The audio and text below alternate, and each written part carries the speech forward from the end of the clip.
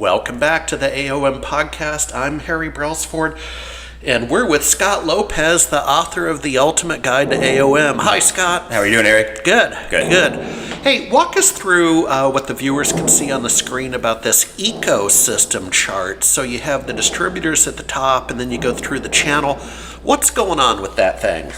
Well, AOM is built, purpose-built for the distribution channel, right? We are different than TPM because TPM providers mainly sell direct to the end user, where our model is built from the distributor to the reseller, right? To the customer. To the end user, right? So we sit up at top as the manufacturer / distributor because we have exclusive brands for each major distributor. Tech Data, That's correct. Cinex, Climb, Lifecycle Solutions, right, exactly. So the reason we did that is they all have their own book of business. Correct. Right? They all have their billions of dollars of POS data that we're going to mine and go through and try to proactively sell maintenance and not wait for the end user to need it, offer it before they even know, right? So we've got a really cool portal and really cool tools to do that, to automate the process.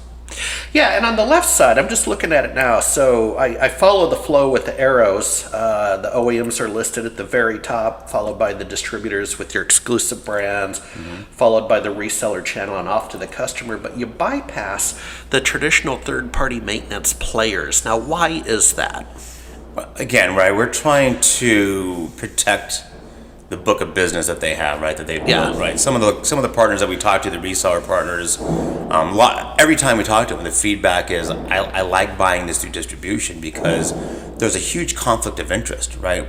Some of the bigger players out there today, they're playing both sides of the fence, correct? Both sides of the field, and any reseller has. You could do deal reg, you could do everything you can, but you've got to protect yourself. And look, a lot of these guys are private equity owned. Right, they're not channel guys, they're not disty guys, and unfortunately for those guys, they care about the bottom line, right? So the idea between AOM is, one, every reseller, I don't care if you're a CDW, if you're Joe's Computer Shack, everyone knows that their most trusted partner since they've been in business is their distribution partner. Yeah. Disty does not take end users direct, it's not their model, right? Yep. So we just think there's a conflict of interest between the existing TPM guys and the reseller, right? They're both going after the same business, so we just thought that Disty's a safer play for them. And it's not that we don't partner with some of those guys in some cases, right? But we have very strict contracts that basically keep their assets down to the serial number safe. Yep. And by analogy, I'll end on this. Those who are watching this podcast, I'm assuming you come from the technology field, and what you've seen with that sort of, I'm going to call it predatory behavior, my words, is how many of you out there before have gone and bought a bunch of laptops and you registered them, and then your customer got a postcard from the OEM about the laptops because the laptops were registered.